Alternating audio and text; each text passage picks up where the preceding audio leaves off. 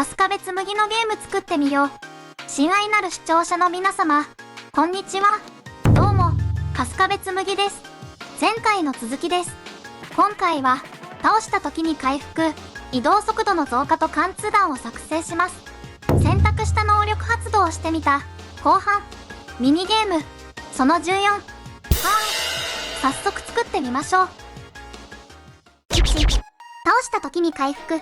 倒した時に回復を選択すると、敵を倒した時に HP を回復します。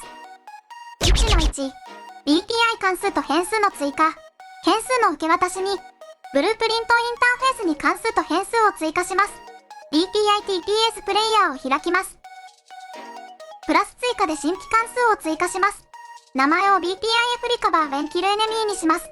詳細パネル、インプットに変数を追加します。変数リカバー when kill enemy、ブーリアン型を作成します。BTIF-TPS プレイヤーステートに変数を追加します。BTIF-TPS プレイヤーステートを選択します。アウトプットに変数を追加します。変数リカバー when kill enemy、ブーリアン型を作成します。コンパイルして保存します。1-2、倒した時に回復発動処理。倒した時に回復する能力が発動する処理を作成します。WB コミットを開きます。グラフに移動します。能力発動に追加します。ゲットプレイヤーポーンノードより BTI 関数 BTIF リカバー when kill enemy を呼び出します。リカバー when kill enemy ピンを有効にします。スイッチオンイントノードの4につなぎます。コンパイルして保存します。1-3、能力取得ステータス。プレイヤーが倒した時に回復する報酬アイテムを取得しているかどうかのステータスを作成します。BTTTS キャラクターを開きます。インターフェースに BTI 関数 BTIF リカバー when kill enemy が追加されています。右クリックしてイベントを実装します。イベント BTIF リカバー when kill enemy ノードが配置されます。リカバー when kill enemy ピンを右クリックして変数へ昇格します。インターフェース BTIF-TPS プレイヤーステートをクリックして開きます。リターンノードにリカバー when kill enemy ピンが追加されています。変数リカバー when kill enemy、ゲットノードを配置します。リカバー when kill enemy ピンにつなぎます。コンパイルして保存します。1-4、倒した時に回復効果処理。エネミーに倒した時に回復する処理を作成します。BT エネミーを開きます。倒した時なので、デス処理に追加します。エネミーカウント処理の実行の前に追加します。倒した時に回復する報酬アイテムを取得しているかどうかを判定します。ゲットプレイヤーポーンノードを配置します。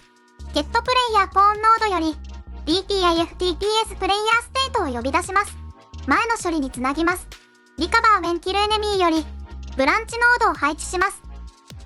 倒した時に回復する報酬アイテムを取得していれば、トゥルーに処理が流れます。ゲットプレイヤーポーンノードより BTIF-HP リカバリーを呼び出します。HP リカバリーに回復量を記述します。20.0 にします。ブランチノードのトゥルーにつなぎます。エネミーカウント処理の実行をつなぎます。ブランチノードのホールズにエネミーカウント処理の実行をつなぎます。コンパイルして保存します。起動してみましょう。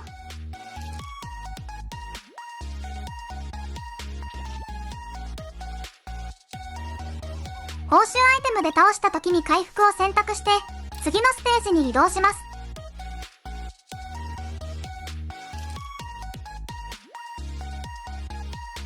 エネミーを倒した時に回復してますね。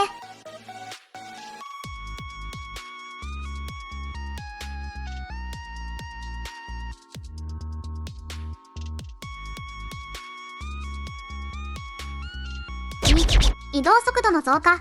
移動速度の増加を選択すると移動速度が速くなります。2-1、BTI 関数アドウォークスピードの作成。変数の受け渡しにブループリントインターフェースに関数を追加します。BTI-TPS プレイヤーを開きます。プラス追加で新規関数を追加します。名前を BTIF アドウォークスピードにします。詳細パネル、インプットに変数を追加します。変数アドウォークスピード、フロート型を作成します。コンパイルして保存します。次の2、移動速度の増加発動処理。移動速度が増加する能力が発動する処理を作成します。WB コミットを開きます。グラフに移動します。能力発動に追加します。ゲットプレイヤーポーンノードより BPI 関数 BPIF アドウォークスピードを呼び出します。アドウォークスピードピンに増加量を記述します。今回は 150.0 にします。スイッチオンイントノードの5につなぎます。コンパイルして保存します。次の3、移動速度の増加効果処理。プレイヤーに移動速度が増加する処理を作成します。DTTTS キャラクターを開きます。インターフェースに BPI 関数 BPIF アドウォークスピードが追加されています。右クリックしてイベントを実装します。イベント BPIF アドウォークスピードノードが配置されます。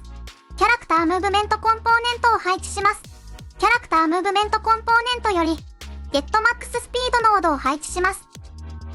GetMax スピードノードは現在の移動モードでのコンポーネントの最大速度を返します。Max スピードに移動速度の増加量を加算します。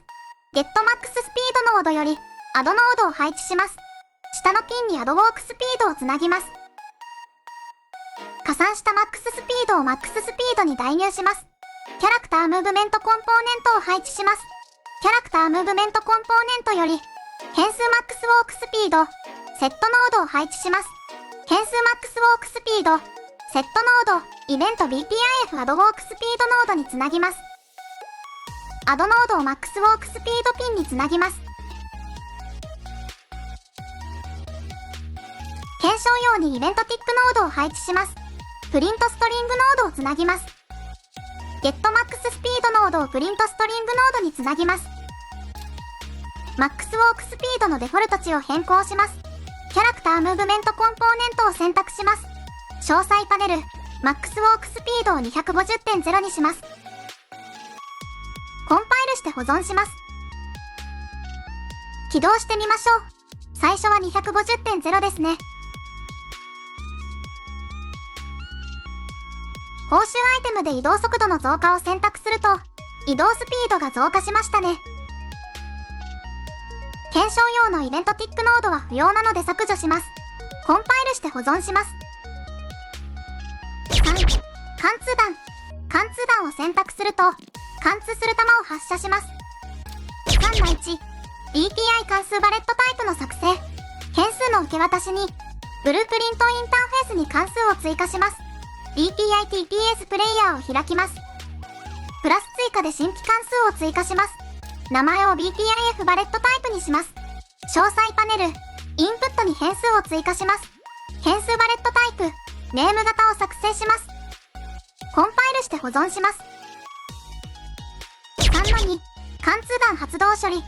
攻撃タイプが貫通弾になる処理を作成します。WB コミットを開きます。グラフに移動します。能力発動に追加します。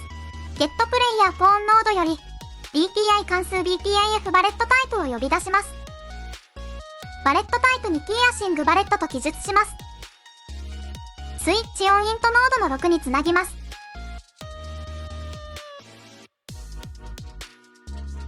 コンパイルして保存します。3の3、攻撃タイプの受け取り。選択した攻撃タイプを受け取ります。BTTTS キャラクターを開きます。インターフェースに BPI 関数 BPIF バレットタイプが追加されています。右クリックしてイベントを実装します。イベント BPIF バレットタイプノードが配置されます。バレットタイプを右クリックして変数へ昇格します。3の4、プロジェクタイルセレクション。プロジェクタイルをバレットタイプによって切り替えるようにします。イベント BPIF プロジェクタイルに処理を追加します。EV の丸プロジェクタイルは一旦切り離します。変数バレットタイプ、ゲットノードを配置します。変数バレットタイプ、ゲットノードより、スイッチオンネームノードを配置します。イベント BPIF プロジェクタイルノードにつなぎます。スイッチオンネームノードを選択します。詳細パネル、ピンオプションでピンネームを追加します。エレメントを2個追加します。インデックス0、ノーマルプロジェクタイルにします。インデックス1を、ピアシングバレットにします。カスタムイベント EV のマルプロジェクタイルをノーマルプロジェクタイルピンにつなぎます。カスタムイベント EV のマルプロジェクタイルを呼び出します。デフォルトピンにつなぎます。3の5、貫通弾処理の作成。ノーマルプロジェクタイルをコピーして貼り付けます。カスタムイベントノードの名前を EV ピアシングバレットにします。プロジェクタイルセレクションでカスタムイベント EV ピアシングバレットを呼び出します。ピアシングバレットピンにつなぎます。コンパイルして保存します。3の6、貫通弾用ナイアガラの作成。貫通弾用のナイアガラを作成します。右クリック、ナイアガラシステム、ダイナミックビームを選択して作成します。名前を NS ピアシングバレットにします。ファイルを開きます。ビームウィドスを選択します。キーを選択して、キーデータを 0.8、2.5 にします。ハンドルを回転します。カラーを選択します。色を好みの色にします。プレビューを見ると左側がだんだんと薄くなっています。これを逆にします。リボンレンダラを選択します。詳細パネル、マテリアルを修正します。マテリアルをブラウザします。デフォルトリボンマテリアルをコピーして、作業フォルダに保存します。名前を M ピアシングバレットにします。マテリアルファイルを開きます。1-ノードを削除します。保存して閉じます。NS ピアシングバレットを開きます。リボンレンダラ、マテリアルに M ピアシングバレットをセットします。逆になりましたね。コンパイルして保存します。3の7、貫通弾用アクタの作成。エネミーにだけ貫通するアクタを作成します。BP プロジェクタイルを複製します。名前を BP ピアシングバレットにします。ファイルを開きます。コンポーネントパネル、ナイアガラを選択します。詳細パネル、ナイアガラシステムアセットを NS ピアシングバレットにします。対象判定をエネミー判定と障害物判定に分けます。後ろの処理は障害物判定のトゥルーにつなぎます。エネミーにだけ貫通するアクタなので、余ダメージをコピーして貼り付けます。エネミー判定のトゥルーにつなぎます。コンパイルして保存します。3の8、貫通弾用アクタの適用。貫通弾用アクタが発射されるようにします。BTTTS キャラクターを開きます。ピアシングバレット、貫通弾処理で、スポーンアクターノードのクラスを BP ピアシングバレットにします。コンパイルして保存します。起動してみましょう。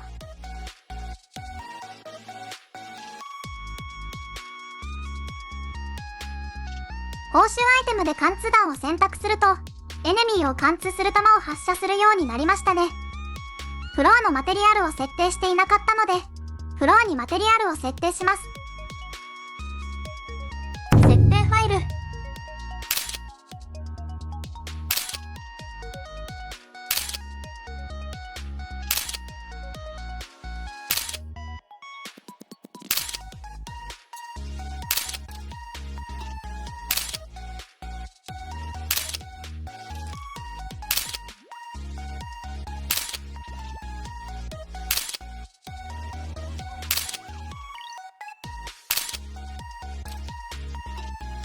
このミニゲームについては、これで一旦終了です。